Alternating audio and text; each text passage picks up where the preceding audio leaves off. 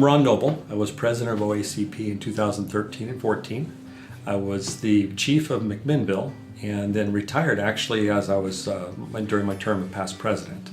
I currently find myself working in the legislature in Salem and absolutely love it. Rock Ricosi, Myrtle Point Police Department, president from 2016 to 2017.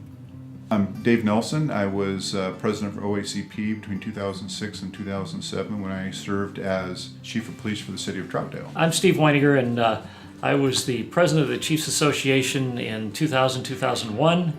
At the time, I was the police chief in the city of Tualatin. I ended up retiring a couple of years after that, but could not stay retired, and went to work down at the academy for Eric's, and retired again for the third time, actually, in June of 2017, but I'm still kind of hanging around.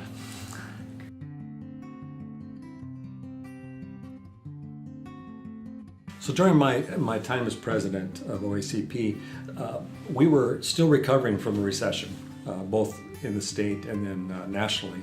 We were starting to feel some of the tensions regarding accusations of police wrongdoing, some issues regarding race. We were seeing some of those things arise, and stuff that we're still dealing with today. On a statewide level, we were dealing with costs, and this was the year that we began the negotiations and working together with the legislature, both OACP, the sheriffs, and the DAs, to get what we have now, the Justice Reinvestment Initiative. We were dealing with marijuana issues, and laws bringing in dispensaries came into effect during my tenure, and then shortly after we legalized marijuana, so that was a big issue in the state as well. And then of course we had Clackamas Town Center shooting the prior year, and so we started the process of working on a task force of school safety. All of this revolving and involving OACP and working with the legislature and state government. Well, the incident at Clackamas Town Center impacted not just OACP, but the Sheriff's Association as well. And I think it was another wake-up call to some of the incidents we're dealing with. If you recall, a year later we had the shooting at Reynolds High School as well.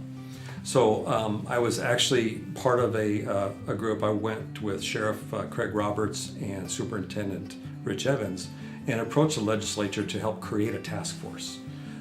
The following session, they did create this task force on school safety, which has resulted in a tip line and some other initiatives throughout the state to help create safe schools. Today this is still an issue. As I'm taping this morning, there was a walkout in our schools, and to talk about what happened in Florida most recently this year.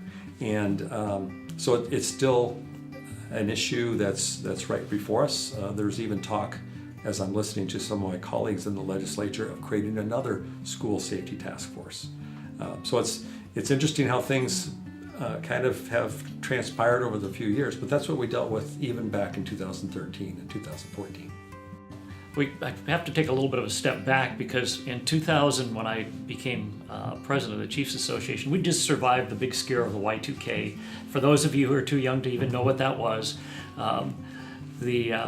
they were concerned with all of these computer programs that had been written that only had years that were 2 digits, and they didn't know whether or not the world was going to come to an end. And literally there were agencies that opened Emergency Operations Center over New Year's just to make sure that the world didn't come to an end. And so it was shortly thereafter that I became president of the Chiefs Association, and this was there was a time of a lot of transitions that were going on.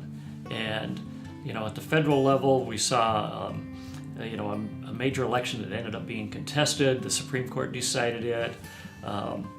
At the state level, we started seeing some of the allegations of bias against that police officers were exercising bias in their traffic stops. And the big issue in the state of Oregon that had been actually not just recent, it had been going on for probably 5 years, was the need for new academy facilities.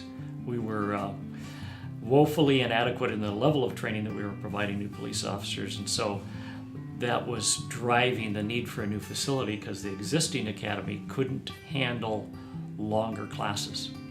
And so that drove the need for the new facility, and that was one of the major issues that the 2001 legislative session dealt with. And actually out of that came the first funding for the new Public Safety Academy here in Salem. The new academy was a big issue, and because it was big dollars. I'm trying to remember the exact budget, but it was somewhere around $50 to $60 million that needed to be budgeted to build that academy. And so obviously that's a fairly substantial sum of money for the legislature to commit to. And there was a lot of, frankly, there was a lot of politics in the siting of the academy.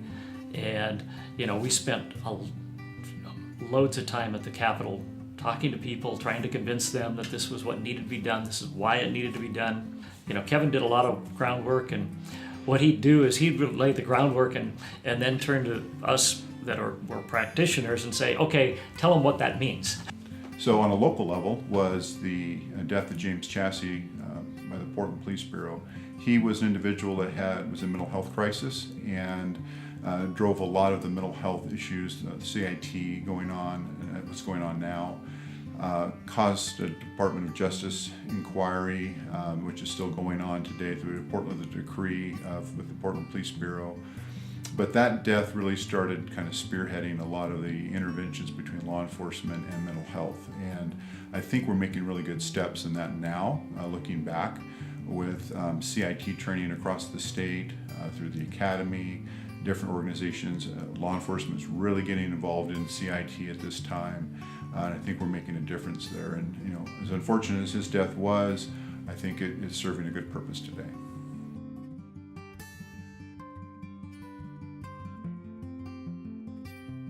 One of the things that we have to be constantly aware of is when we get into a leadership position, we can't help but start to focus on the leadership problems that we're dealing with within our own agency. And when we do that, our leadership development stops. We need to get pushed outside of that. And that's one of the other advantages of conferences, is that it gets you to stop focusing on what you're dealing with and maybe expand your thinking into different areas or different aspects, or maybe gives you a different approach to one of the leadership challenges that you're facing. I am so thankful that I had the opportunity to join OACP when I did. I was a lieutenant in Corvallis at the time, and the opportunity it provided was actually networking with others in my profession as opposed to being in my own agency, medium-sized agency, not really large, but not small. And it helped me to branch out and get to know other points of view, other people who do the same type of work. So when I took over as president and working through the chairs, one of the challenges I noted, we're all leaders in law enforcement, and we're leaders in our department, leaders in our community. What was a little bit awkward was, of a challenge, was coming in and being a leader of leaders, and having where you're guiding a large group of individuals that are leaders in throughout the state. It was just a different opportunity to learn a new skill set. Leading leaders was a new opportunity for me. Is while it seems like a daunting commitment to commit for the 5 years to do this, those 5 years go screaming by. They really, really do. Especially the year of your presidency, it is so hectic and goes by so quickly. At the end, you're sitting going, okay, I didn't get to do this, and this. So I would suggest that you find a passion, find a singular thing that you want to make happen and work towards that. Because if you have any notions that you're going to do multiple things, you're doomed for failure.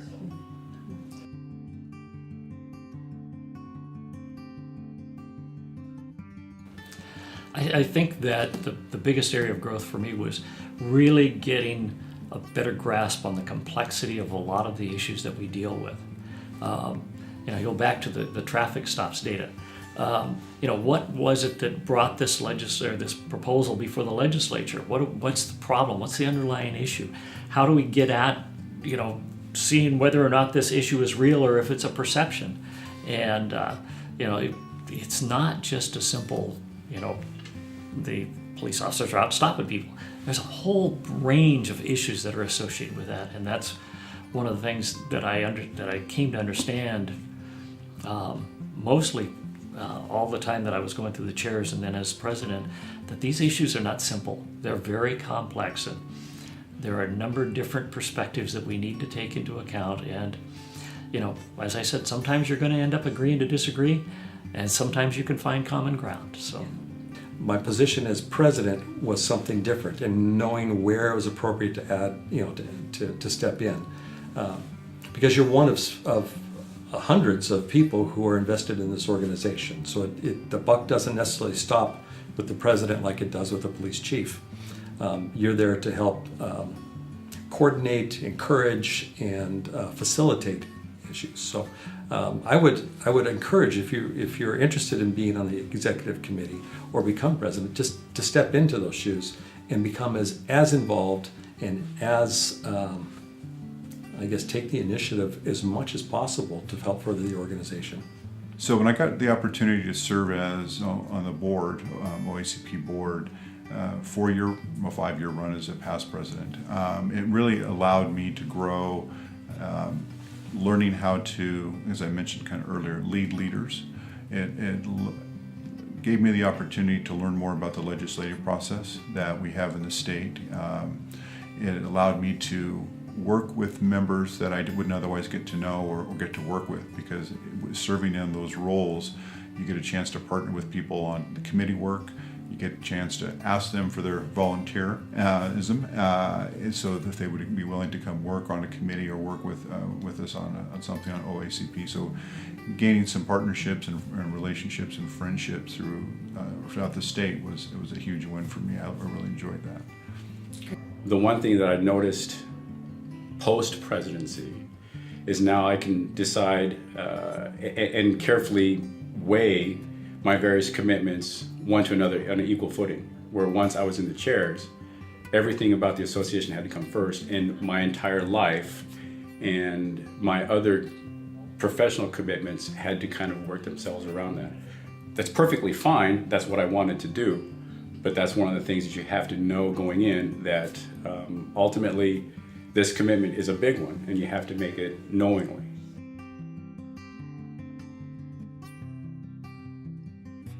I don't think everybody realizes the impact that an organization, a statewide organization, that is, by the way, very well respected throughout the nation, can have an impact on your day-to-day lives of your officers out on the street, be it from a best practice standpoint, be it from running interference and allowing them to get their job done because you're able to deal with, as a manager or a chief, able to deal with some of the politics involved in town. But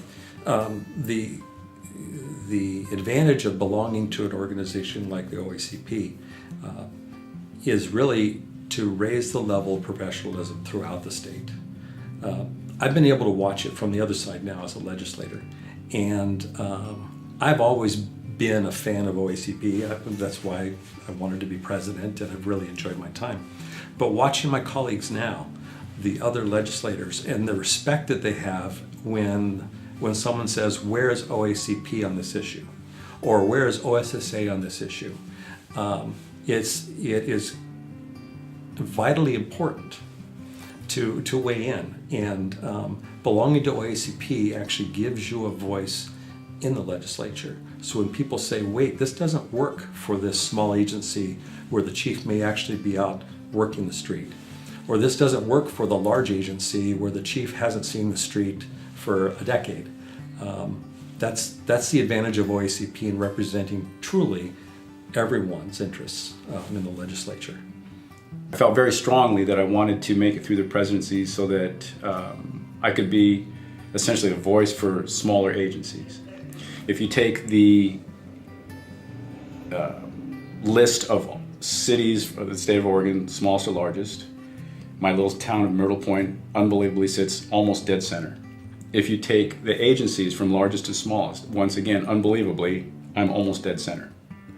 So for being the smallest city ever to have a president, that means everybody less than me, half of our association, is not being represented. So I felt very strongly that I wanted to be at least the voice for us smaller agencies. We did a fairly good job on maintaining our national presence with Kevin as the director and working through SACOP and IACP, Bob Tardif keeping his SACOP position, his representation. So keeping that as keeping us on the national level, as we were very fortunate from that perspective. After I stepped out of the president role and Bob moved, I was fortunate enough to get into the SACOP to continue that SACOP presence nationally. And then even after I resigned and moved to the city manager role, Kent Barker was able to maintain that SACOP. So we were very successful in keeping Oregon in that leadership role through IACP.